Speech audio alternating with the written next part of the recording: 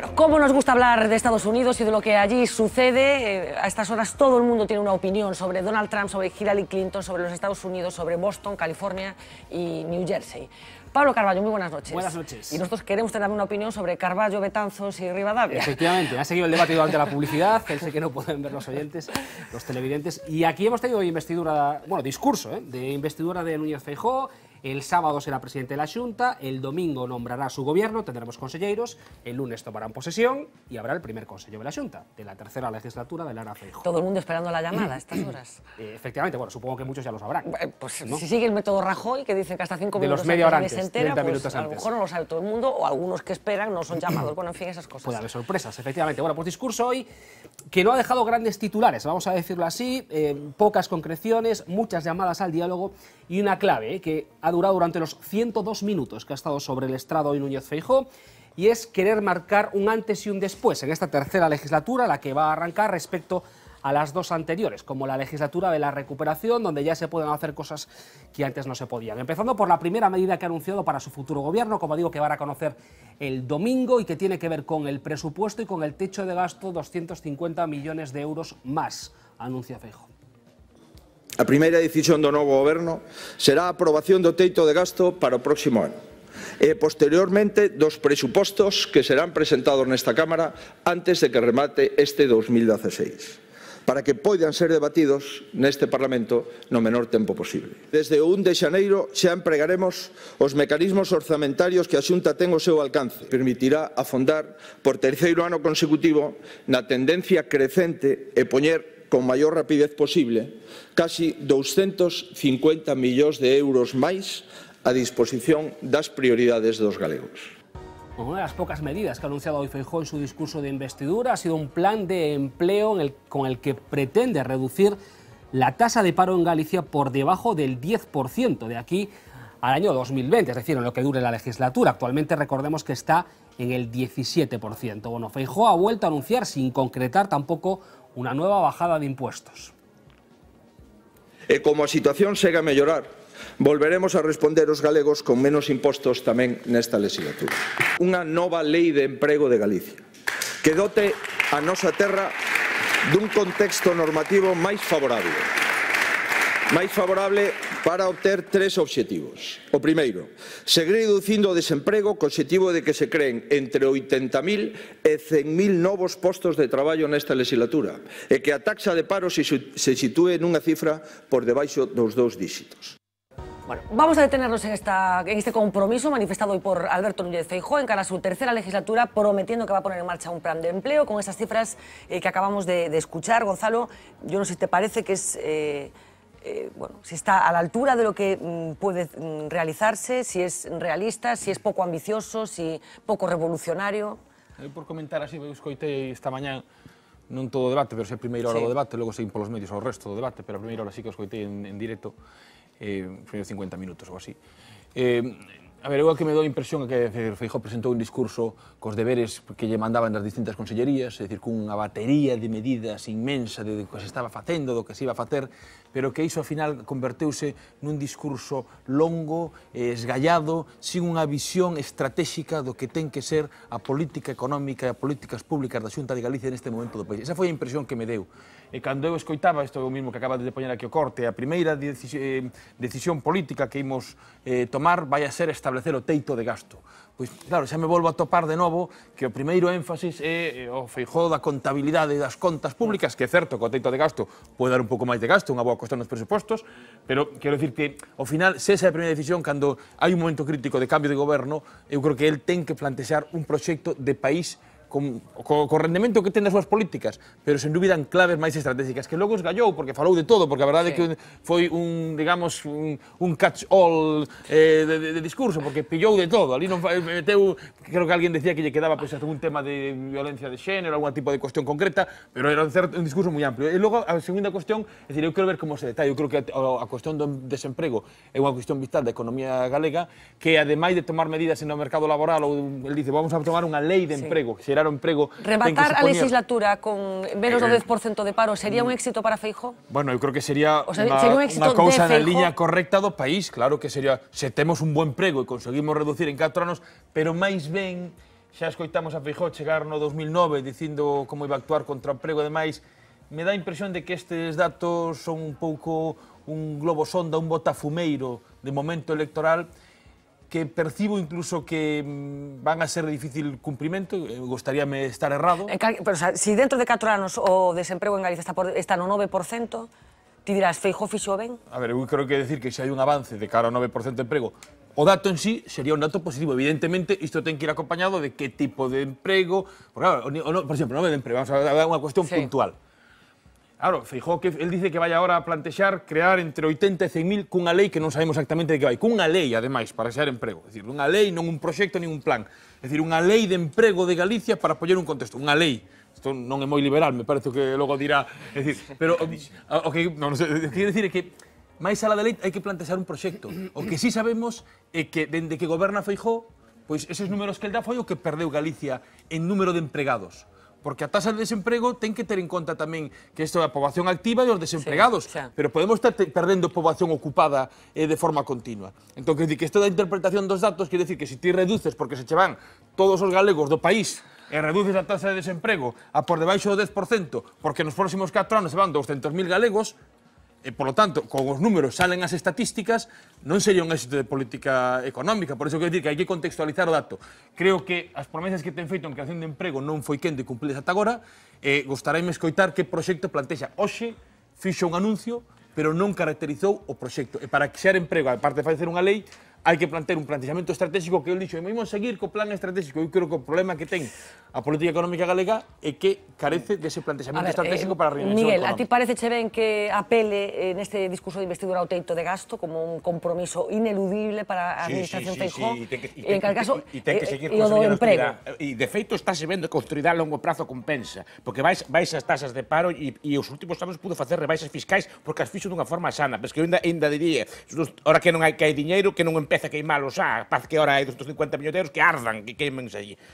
Con calma, que vaya amortizando lentamente a deuda, sobre todo a deuda de longa duración, a que está a tipos máis altos, que vaya pagando pouco a pouco, para estar en situación ben colocada por si veñen mal dadas, que me temo que van a vir mal dadas. Entonces, que esté preparado por si ven unha cosa a crisis, que teñan un margen, un colchón para salir para diante, non queimalos a corto plazo. En cuanto á lei de empleo, depende de que lei faga. Pouco margen ten a Xunta de Galicia porque a legislación laboral é basicamente a nivel estatal.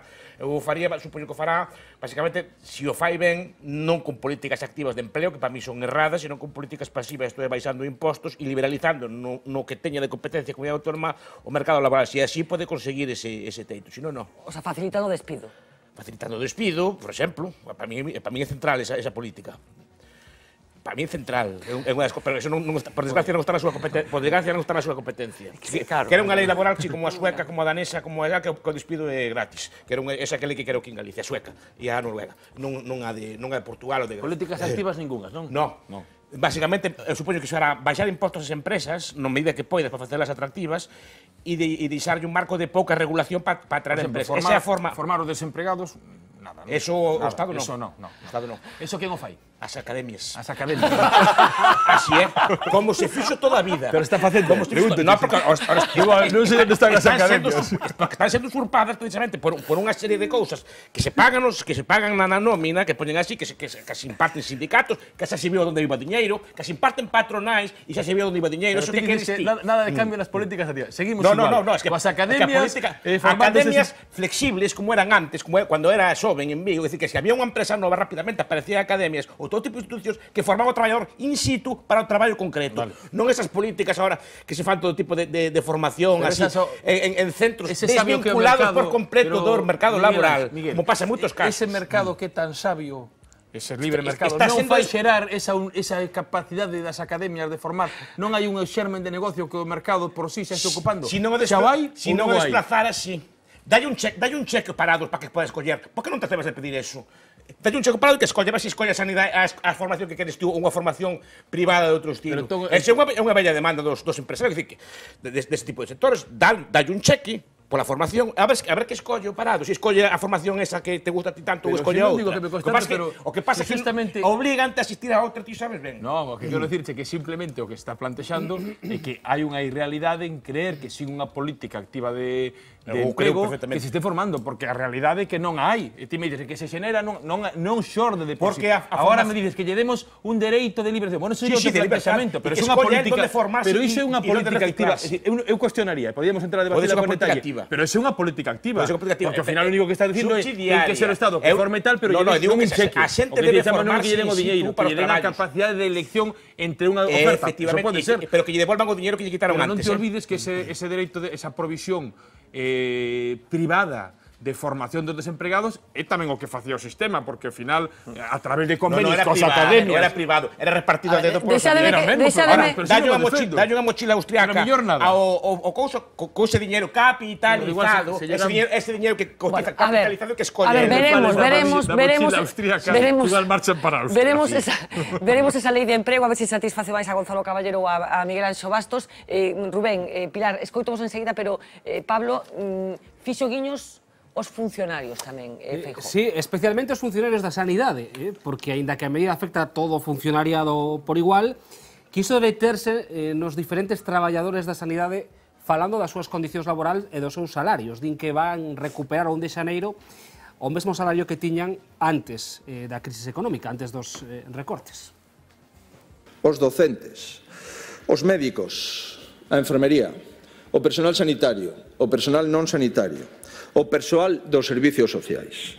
Para eles, como para o resto dos empregados públicos, place dicirme que esta legislatura será a que recuperen o nivel salarial perdido durante a crise e o recuperarán dende o primeiro ano da legislatura. Bueno, y una de las cuestiones que ha puesto también sobre la mesa Feijóo esta mañana en su discurso, además se ha referido a ella en varias ocasiones, es la futura ley de financiación autonómica, una ley para la que ha pedido el apoyo del resto de grupos parlamentarios, ha dejado 3 claves o pasos por donde va su guión inicial y dice además que no está dispuesto a mezclar el debate identitario con la ley de financiación, con el dinero, vamos. Non quixera que a nosa fose unha posición de goberno, senón unha posición de todos. Por iso expoño unhas liñas básicas que obedecen o interese do país e a súa realidade. En primeiro lugar, o financiamento debe ser estable. En segundo lugar, o financiamento debe ser sustentable. E en terceiro lugar, o financiamento deberá ser progresivo. Sería un erro tentar resolver problemas de índole identitaria neste debate. Semellaría por demais incongruente que se lle dese o mesmo rango ás pretensións soberanistas de algúns partidos de comunidades concretas que os factores que miden realmente as necesidades dos cidadáns, como a dispersión poblacional, o custo das infraestructuras ou o reto demográfico. Bueno, así separar a lei de financiamento do discurso identitario, así que Rubén, falábamos de plan de emprego, falou tamén de recuperación do medio rural, leva falando deso durante toda a campaña electoral, devolver os salarios congelados aos funcionarios, esta lei de financiamento. Eu que levo durante estes 20 e pico anos de militancia política, tocaronme sempre a parte de programa, cando non sabes que decir, sempre dis, pois, que decimo de ferrocarril? Pois di, plan galego de ferrocarril. O de decir un plan é precisamente o de poñer plans dentro dun programa, dunha proposta, é cando non tes unha medida concreta. De falar de que vamos a estar por debaixo do 10% de paro en unha legislatura de 4 anos, é decir que vamos a destruir emprego, polo menos emprego reglado, porque non hai ningún indicador, nin a OCDE, nin o Banco Europeo, nin o Banco Central Europeo, nin o Banco de España que den previsións de ter un nivel, casi que sería un nivel precrisis.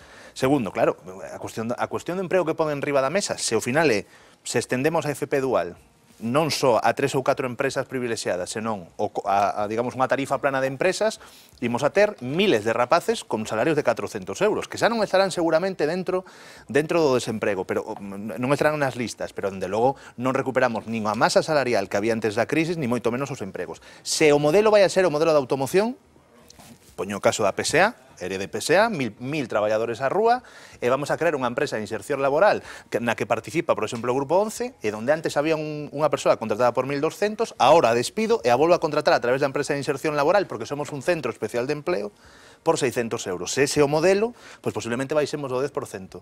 Pero vexamos toda esa masa salarial o que aporta o PIB, e seguramente será moitísimo menos que cando tiñamos un paro seguramente do 15 ou do 16. E, por tanto, esa é a medida que nós queríamos escoitar. A cuestión dos funcionarios, e remato. Sí. Home, falar de médicos, falar de personal sanitario, imos recuperar os niveles de emprego que había nos Sergas antes da crise, que prácticamente poden ser 7.000, 8.000 persoas entre todos os celadores, médicos, enfermeiras. Vamos a recuperar ese nivel de emprego ou vamos a ir con tasas de reposición ridículas? Na administración local, que xa non depende del, pero vamos a facer unha política para exixir ao goberno central que a tasa de reposición nalgúns tramos da administración local sexa prácticamente cero. Esa é a cuestión que temos que poñer en riba da mesa. É o que esperábamos, polo menos en Marea, que puseran riba da mesa medidas concretas máis alá dos plans, que iso está moi ben, pero que nunca se concretan ao final. Promesas, hai algunhas moi perigosas. Esta é perigosa, decir que vamos a estar por debaixo do 10% de desemprego en 4 anos, coa situación económica, aparte a radiografía aos nosos sectores productivos, e decir que vamos a precarizar os postos de traballo existentes, porque senón os números non dan. Pilar? A min como galega é que me resulta desagradabilísimo. A respecto desta lei de escoitar o que houve que escoitar hoxe pola mañá.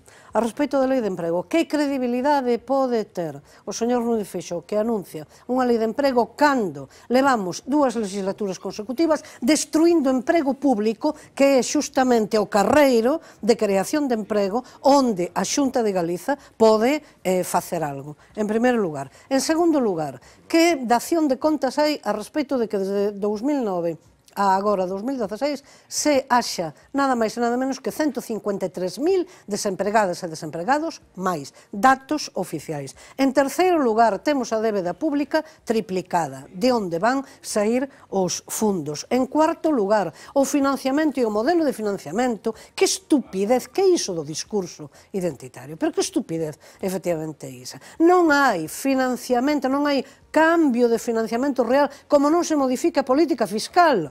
Entón, é que tanto ten que se fagan filigranas ou que se fagan andrómenas para, efectivamente, disimular o feito de que non hai autogoberno, se non hai asunción da responsabilidade neste apartado. E eu estaba lembrándome de que, claro, o señor Núñez Feixóo hai uns cantos anos, acompañado dunha xornalista de Madrid, paréceme que era xornalista de Madrid, acudiu ao Vaticano a súa parella, recepción, entón, sí. Pois a súa parella.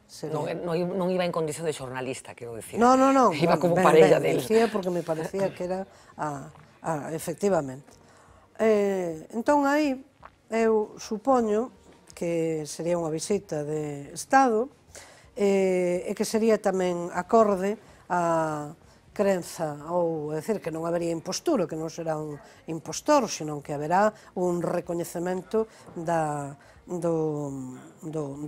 papado e do que significa no mundo católico. Entón eu aí, nesa lógica, o único que se me ocorrería decirlle sería, ou suxerirlle ao señor Núñez Feixóo o seguinte: dos 5 requisitos do sacramento da confisión, escolla polo menos o exame de conciencia, a confisión e o propósito de enmenda. Porque aquí na Galiza, non dentro da lógica que eu defendo, que é unha lógica nacional e nacionalista, e, por tanto, que non ten nada a ver coa autoanemia, nin coas posibilidades da comunidade autónoma, nin coas competencias absolutamente maniatadas. Non ten a ver con iso. Mas dentro da lógica do Partido Popular e da que el defende, faga algo para inverter o modelo. Faga algo para lle dar a volta a unha situación onde a emigración vai continuar, é unha pinga, un goteo constante, onde se continúa destruindo emprego e onde non hai nada que se semella a unha acción de autogoberno merecente de tal nome. Un apunte breve, porque tenemos que me resulta desagradabilísimo como galega, non como nacionalista, como galega.